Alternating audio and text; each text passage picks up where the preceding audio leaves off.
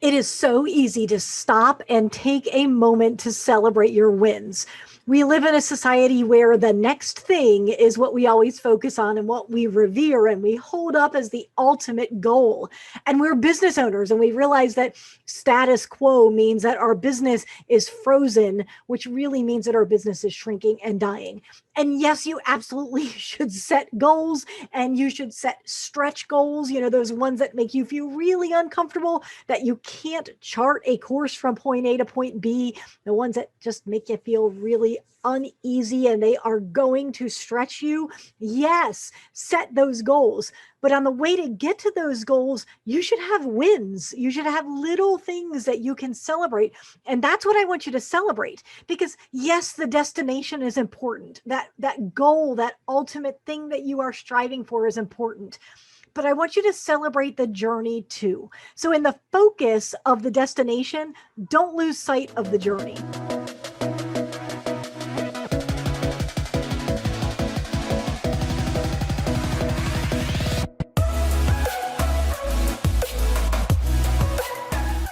Hello, hello, hello. You are listening to your weekly private training for those who get it, the ones who aren't afraid of success, money, or growth. I am your hostess with the mostest, Jennifer Bleam, and welcome to podcast number 19, Stop and Smell the Roses. As I am talking with more and more MSPs, I've noticed this trend. When we make a small mistake, we almost always feel bad. It could be a technology glitch that has been in place for months and we just found it. It could be a misplaced comment to your biggest client. It could be an email that got buried in your inbox. But no matter what the mistake is, we almost always feel bad. But conversely, when we accomplish something small, we almost never feel good about it. So do you see that discrepancy? We punish ourselves for something really small, but we don't celebrate the good things, even when they're small, sometimes even when they're big. Coach Bill Walsh says, you can't give yourself negative points for losing and 0 points for winning. That calculation never lets you get ahead. And so I love visiting the Denver area and seeing the mountains. And if you've ever been there, it is just mountain after mountain after mountain. And I always chuckle because there are these tiny little towns or little villages that are at the bottom of a seemingly random mountain. And I firmly believe that when a husband and wife and maybe the kids were going up and down these mountains in their covered wagons, that at some point the woman puts her foot down and says, I am not going over yet another mountain. It never stops. Like every time we get to the top of the mountain, you're like, oh, look, another mountain. And we just keep going and going and going. We have gone here. This is far enough. And the husband, being very smart, then says, absolutely, this is our new home. And they unpack their wagon and they establish a village and their friends stop with them. And then the village gets bigger and bigger, even though right around the corner is yet another mountain to climb. And that really is how business is. It is one peak and valley after another.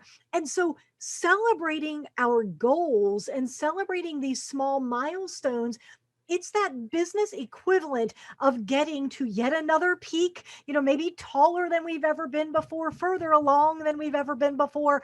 And instead of just saying, time to get to the next one, time to race, let's go. Instead, stopping at the peak and looking around, maybe taking in the view, stopping for a moment to pat yourself on the back, grab a fresh drink of water. If you're like me, I'm a little bit silly and I still get to the top of the mountains and I do that echo, echo, echo before I try to get up to the next mountain. And so when you are running your business, I want you to take time to celebrate those little wins, because I understand we all obsess about the future, and that's not necessarily bad. I am likely one of the most driven, future focused people you will ever meet.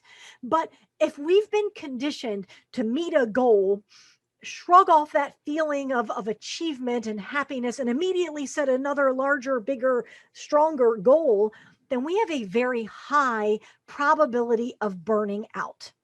So I want to give you 3 concrete reasons why you need to celebrate your goals. And then I want to give you 7 or 8 specific ways to celebrate. So first of all, why celebrate?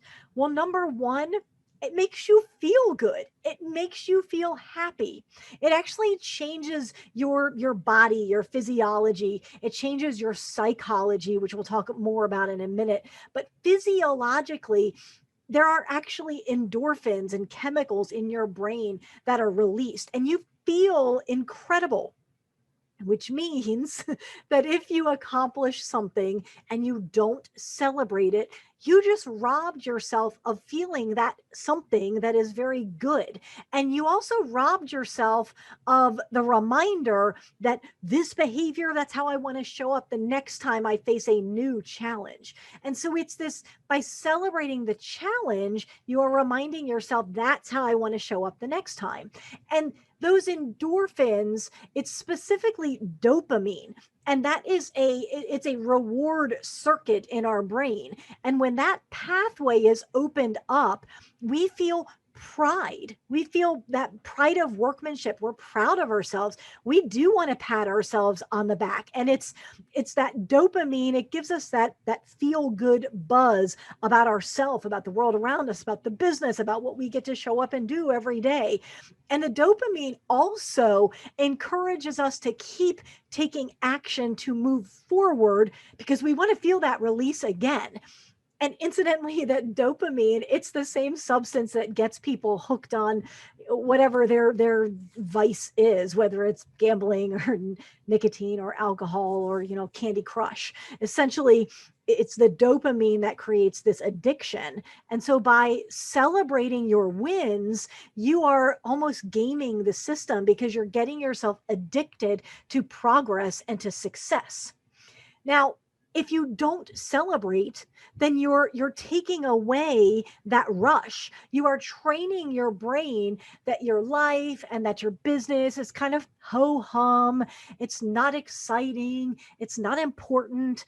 And if every day feels mundane, even if an outsider looking in would say, man, you're doing a lot of good things and you're achieving great things, if you don't feel it because you're not celebrating it, then what ends up happening is you don't give the 110% that you typically do give, which in the long run ends up leading to lackluster results, which means there's nothing to celebrate, which means that you show up and you give less, and then your business doesn't feel exciting or important, and then you feel blah and empty or stuck.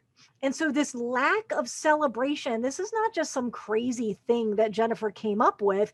This celebration or lack of celebration can lead to less focus, worse performance over time, and almost a slow death spiral, if you will. But celebrating the wins really feels great physically, and it also reinforces that positive attitude that we need and the behavior that we are going to need to model during that next challenge, that mountain that is right around the corner. So that's number 1. Number 2, celebrating with your colleagues tightens your network. So let's say that this month you share a win. What you don't realize is that win may be a tremendous encouragement to another person in your network. You don't understand, but right now there are people inside of the Get It group who are struggling. They are discouraged. They've just lost 1 or more clients. Some of them have lost an employee or 2. And so your inspirational story, your success becomes something that lifts them up and encourages them. And your celebration becomes contagious because those around you end up cheering for you. But as they're cheering for you, that actually raises them up and gives them ideas, gives them opportunities for them to chase after. It gives them ideas. It gives them inspiration. It allows them to feel your hope. And I like to call it borrowing your success or borrowing your confidence. Because when you share your successes, people are like, that's great. And they feel just a little bit of that endorphin rush, which gives them just a little bit of ability to move forward. And that's what we all need. And then conversely, anytime we have a high, it almost always is followed by a low. Even if it's not a crushing blow, it's just the peaks and valleys of life. We can't always go uphill. Everything is not always better, better, better. Even if you have a great success and the next day something, okay, it's a decent success, that is going to feel lower than the phenomenal success that you had the day before. So it's very easy for there to be peaks and valleys. And so when you have a few days or maybe a few weeks without a huge win, and you're in this valley or in this little bit of a slump, you are going to benefit from your colleagues sharing their wins. You're going to celebrate with them, which is going to help you get that little bit of dopamine, which is going to encourage you, remind you what winning felt like. It's going to give you that persistence to continue to push to reach your goals. And it just becomes this cycle where we are each helping each other get to a higher place and a bigger place of success. So that is number 2. Number 3 is that celebrating your wins builds your confidence. If you allow your focus and your thoughts to dwell on your obstacles, your problems, your challenges, and that's all you talk about or all you think about or all you mention to people, it is easy to feel powerless and defeated. And it leads to one of the biggest things that I hear, which is I'm stuck. And when we're focused on obstacles, we see obstacles because what we focus on tells our brains what is important. But when you celebrate your wins, what happens is you have told your brain wins are important. Meeting my goals are important. And so what happens is your brain reminds you, it shows you, it shines a flashlight on your other wins that yesterday, when you weren't in the habit of celebrating the wins, that would have just come and gone. And you'd have been like, oh, it was a thing that happened in my day. Next. And we just go from thing to thing to thing. But when we start to focus on our wins, we focus on things that we have had, we've done, or we've experienced, or maybe we step into something that makes us feel uncomfortable. And by stepping into that, something phenomenal has happened. It would be very easy to overlook that if you're just like, oh, that was great. Good job, self. Move on. But when you have told your brain, I want you to help me see the wins and the celebrations and these great victories that I have had, that's when our brain says, hey, don't miss that. Don't miss that thing that just happened. That was big. That was huge. And you start to realize that you have wins every single week.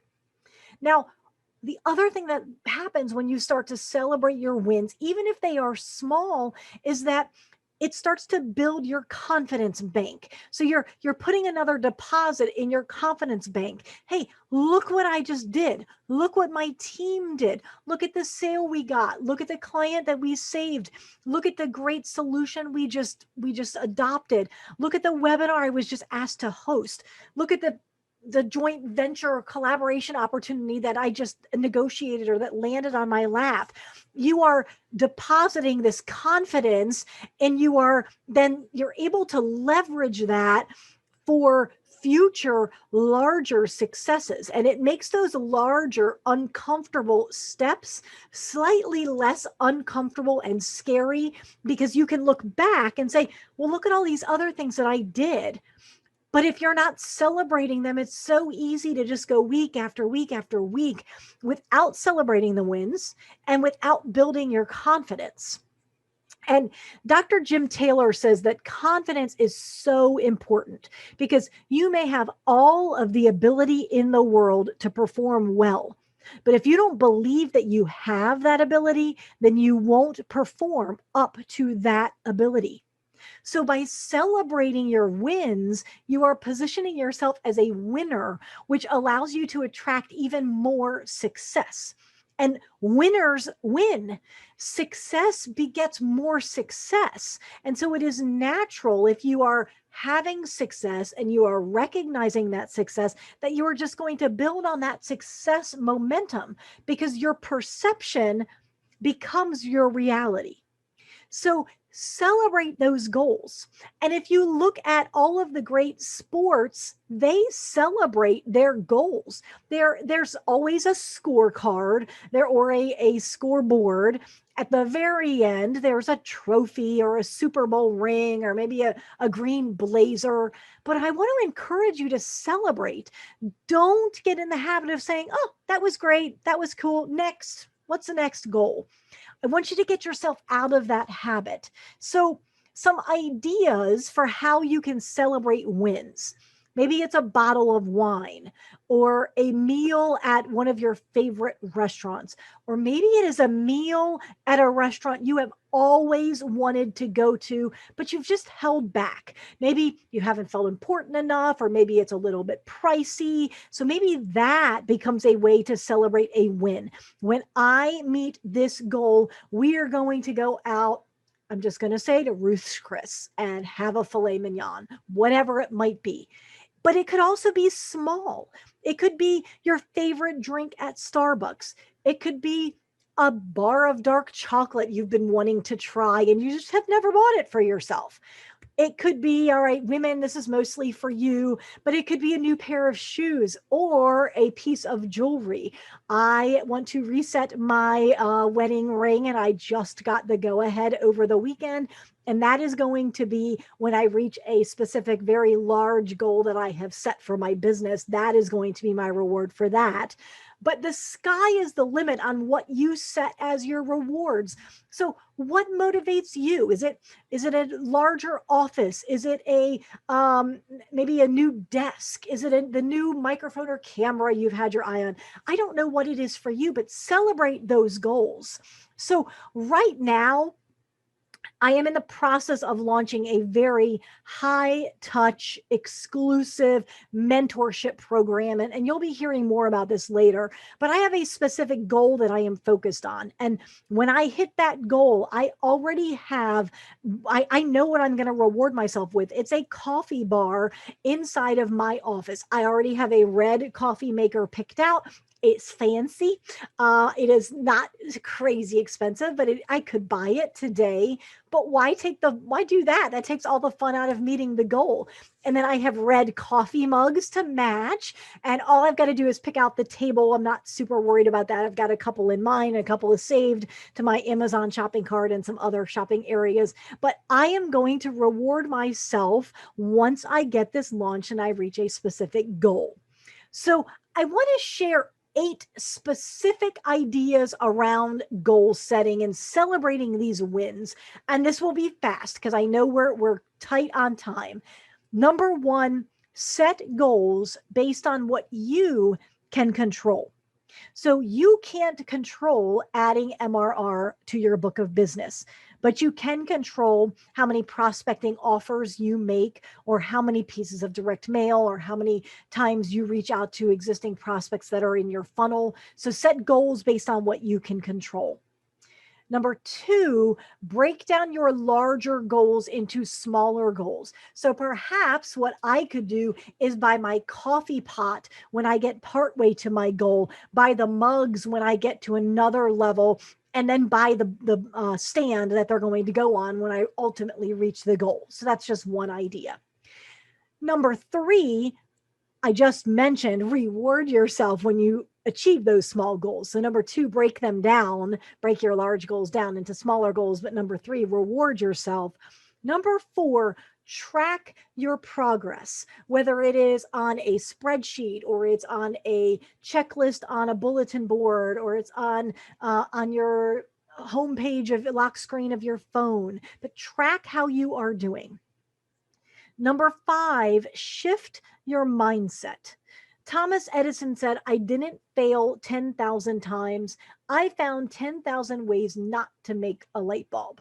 So maybe that is a good goal. I want to prospect 1,000 times this month.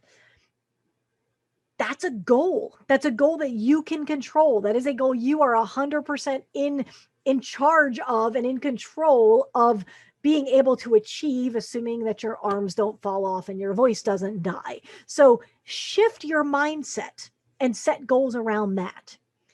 The next point, number 6, is I want you to let yourself feel you're winning. Think about journaling. Think about just sitting in the moment and allowing yourself to feel how you feel when you win, because you just won. And what does that say about you? What did you have to learn in order to win? What did you have to unlearn? What shifts did you have to make? Like, sit in that moment. How many times did you face defeat and you shrugged it off, or you got a good night's sleep and the next day you got in your chair and you kept going? Because you're actually building this stick-to-itiveness muscle. And so let yourself sit in the moment and feel how it feels to be a winner. Number 7, we'll be talking about in more depth, but that in a training in March, but it's to conduct a weekly review to celebrate your wins. And number 8, share your wins inside of our group. You do not have to wait for my monthly wins post. You can hop in any time and share that energy. Share how excited you are at this thing that you just accomplished. What's going to happen is we're all going to come around you. We're going to pat you on the back instead of you having to pat yourself on the back. And that is also going to build the confidence muscle. It's going to build your relationship with the people around you. It's going to elevate everybody and drive us all forward. So get in the group and celebrate your wins. So I want you to push forward on that next goal, your next MRR target or new hire or larger office space or whatever that big goal is that you have in mind. But I want you to celebrate what it takes to get to that goal moment by moment. And I want you to celebrate those wins as well. So that's it for now. I will talk with you next week.